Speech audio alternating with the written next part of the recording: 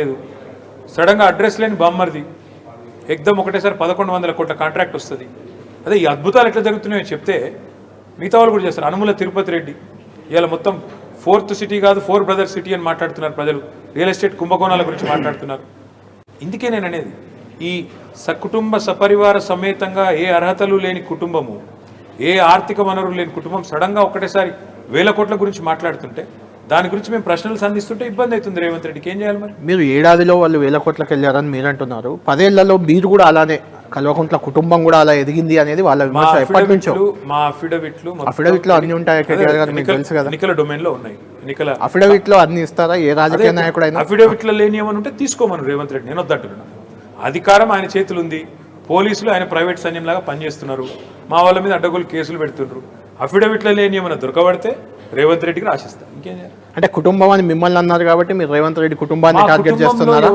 ఎవరైనా ఎన్నిక కాకుండా ఉన్నారా? ఎవరైనా ఎన్నిక కాకుండా రాజ్యాంగేతర శక్తిగా వ్యవహారం చాలా సార్లు ఇదే మాట చెప్పారు. ఎన్నిక కాకుండానే సంతోష్ గారిని ఎంపీ చేశారు. ఎన్నిక కాకుండా రాజ్యసభ సభ్యులు పార్టీ ఇచ్చేస్తే అయిపోద్ది కదా. అది నాకైనా ఇవ్వచ్చు. అది ఒకటి కల్వకుంట్ల కవిత గారిని ఎమ్మెల్సీ చేశారు, ఎంపీగా ఓడిపోతే. Please rectify yours. మీరు జర్నలిస్ట్, ప్లీజ్ రెక్టిఫై యువర్స్.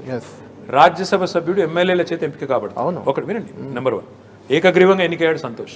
కవిత గారు లోకల్ బాడీ ఎమ్మెల్సీ, అక్కడ ఉండే ఎంపీటీసీలు, అక్కడ ఉండే కౌన్సిలర్లు, అక్కడ ఉండే జెడ్పీటీసీలతో ఎంపిక అయినారు.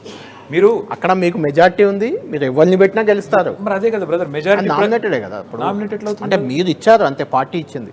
మళ్ళీ చెప్తున్నా మీకు, ప్లీజ్ కరెక్ట్ యువర్సెల్ఫ్. జర్నలిస్ట్ నేనైనా, హరీష్ రావు గారైనా, కవిత గారైనా, సంతోష్ గారైనా ఎన్నికల్లో గెలిచి వచ్చిన వాళ్ళం. ఎన్నిక ఏకగ్రీవం కావచ్చు, ఎన్నికల్లో పోటీ జరగచ్చు, ఎన్నికల్లో వచ్చిన వాళ్ళు. మేము అనుముల తిరుపతి రెడ్డి లాగా అడ్రస్ లేకుండా, అర్హత లేకుండా 200 మందిని వేసుకొని కలెక్టరేట్ ఆఫీస్కి పోయి కలెక్టర్ను పిలుచుకొని అధికారులతో వాళ్ళ రాజ్యాంగేతర శక్తిగా వ్యవహారం చేయలేదు. ఎక్కడ తప్పు చేశాం మేము చెప్పండి? అంటే ఆ ఫ్యామిలీ పాలిటిక్స్ వల్లే గత ఎన్నికల్లో మీరు ఓడిపోయారు అనే ఒక విమర్శకు ఏం చెప్తారు? ఎవరెవరో ఏదో చెప్తుంటారు, నేను దాన్ని పట్టించుకోను. కానీ ఒకటి మాత్రం పక్క, ఇవాళ అధికారంలో ఉన్న సన్నాసులు వాళ్ళ పని చేయడం లేదు. వాళ్ళని నిలదీస్తాం, వాళ్ళని ప్రశ్నిస్తాం, వాళ్ళని వదిలిపెట్టాం. అది మాత్రం పక్క. రైట్. ఫైనల్గా అసలు తెలంగాణ అంటేనే కేసీఆర్, కేసీఆర్ అంటేనే తెలంగాణ అనే రకంగా నడిచింది వ్యవహారం.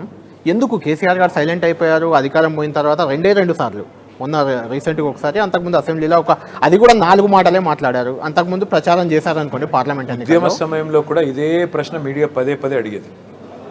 ఎందుకు కేసీఆర్ మౌనంగా ఉన్నారు? కేసీఆర్ మౌనంగా ఉంటే మౌనంగా ఉన్నారంట. కేసీఆర్ మాట్లాడితే ఇట్లెందుకు మాట్లాడినంట. మీరు అట్లే ఉంటారు, ఆయన అట్లే ఉంటాడు. ఎందుకంటే కేసీఆర్ అనే వ్యక్తిని, కేసీఆర్ అనే నాయకుడిని, కేసీఆర్ అనే ఒక శక్తి, అనే వ్యక్తి కాదు శక్తి, ఆయనను చిన్నగా చేసి చూపెట్టే ప్రయత్నం చాలామంది చేశారు. ఇవాళ ఈ రేవంత్ రెడ్డి అనే సన్యాసి కూడా చేస్తున్నాడు. కేసీఆర్ను ఫినిష్ చేస్తా అంటున్నాడు. ఆయనకి చెప్తున్నా 24 ఏళ్లలో కేసీఆర్ను ఫినిష్ చేయాలనుకున్న వాళ్ళందరూ ఫినిష్ అయ్యారు. ఈయన కూడా ఫినిష్ అవుతాడు. ఈయన పరాభవం కూడా కొడంగల్కెళ్ళి స్టార్ట్ అవుతుంది. కేసీఆర్ను ఫినిష్ చేస్తా అనలేదు రేవంత్. కేసీఆర్ ఫినిష్ అయిపోయారు. కేటీఆర్తో కేసీఆర్ను ఫినిష్ చేశా, కేటీఆర్ను కూడా నెక్స్ట్ ఫినిష్ చేస్తా. ఈ పిచ్చి ప్రేలాపనలు పేలిన వాళ్ళందరూ ఇవాళ అడ్రస్ లేకుండా పోయారు. ఈయన కూడా అదే అడ్రస్ లేకుండా పోతారు. అంటే కేసీఆర్ గారు రాజకీయాల్లో ఉన్నారు ఖచ్చితంగా. ఆయన ఎల్పీ లీడర్ కూడా, మీ శాసనసభాపక్ష నాయకుడు, ప్రతిపక్ష నాయకుడు కూడా. ఆయన ఇంత అరాచకం జరుగుతుంది అని మీరు చెప్పినట్టు ప్రభుత్వం సరిగ్గా పనిచేయనప్పుడు ఆయన ఖచ్చితంగా రియాక్ట్ కావాలి కదా ప్రతిపక్ష నాయకుడు. ఈరోజు మీరు రాష్ట్రంలోని ఏ వర్గానికి సంబంధించిన ప్రజల దగ్గరికి వెళ్ళండి, రైతుల దగ్గర పోండి. వడ్లు కొంటలేరు, పత్తికి ధర వస్తలేదు, కొనుగోలు కేంద్రాలు పనిచేస్తలేవు, సునీల్ కొనుగోలు కేంద్రం తప్ప ఏ కొనుగోలు కేంద్రం పనిచేస్తలేదు అని వాళ్ళు చెప్తారు. రైతు బంధు పడతలేదు, రైతు భరోసా దిక్కే లేదు. పెద్ద మనుషుల దగ్గర పోండి, 4000 పింఛన్ దేవుడు ఎరుగు, ఉన్న 2000 దిక్కు లేదని వాళ్ళు మొత్తుకుంటున్నారు. పిల్లల దగ్గర పోండి, అశోక్ నగర్లో నిరసనలు వెల్లువెత్తుతున్నాయి. ఇక కేసీఆర్ మాట్లాడే అవసరం ఉంది. రాష్ట్రంలోని ప్రతి పౌరుడు ఒక కేసీఆర్ లాగా విజృంభించి చీల్చి చెండాడుతుంటే కేసీఆర్ గారు ప్రస్తుతం మాట్లాడాల్సిన అవసరం లేదు. ఆయన ఒక రాజనీతిజ్ఞుడు. ఆయన ఒక 1 year టైం ఇవ్వదలుచుకున్నారు, ఇస్తున్నారు. దానికి కూడా భయపడితే ఎట్లా బ్రదర్? కేసీఆర్ మౌనానికి కూడా భయపడతారా? అంటే రేవంత్ రెడ్డిని ముఖ్యమంత్రిగా గుర్తించలేక, ముఖ్యమంత్రిగా చూడలేక, రేవంత్ రెడ్డిని ఈ రాష్ట్ర ప్రజలు, రాష్ట్ర ప్రజలు కానీ కాంగ్రెస్ అధిష్టానం కానీ ముఖ్యమంత్రిగా గుర్తిస్తున్నట్టు నేను కూడా అనుకుంటాను. ఎందుకంటే స్టాలిన్ గారు బర్త్డేకు ట్వీట్ పెడతాడు రాహుల్ గాంధీ, రేవంత్ బర్త్డేకి ఎందుకు పెట్టలేదు? రేవంత్ బర్త్డే కనీసం ప్రియాంక గాంధీ శుభాకాంక్షలు లేవు, సోనియా గాంధీ శుభాకాంక్షలు లేవు.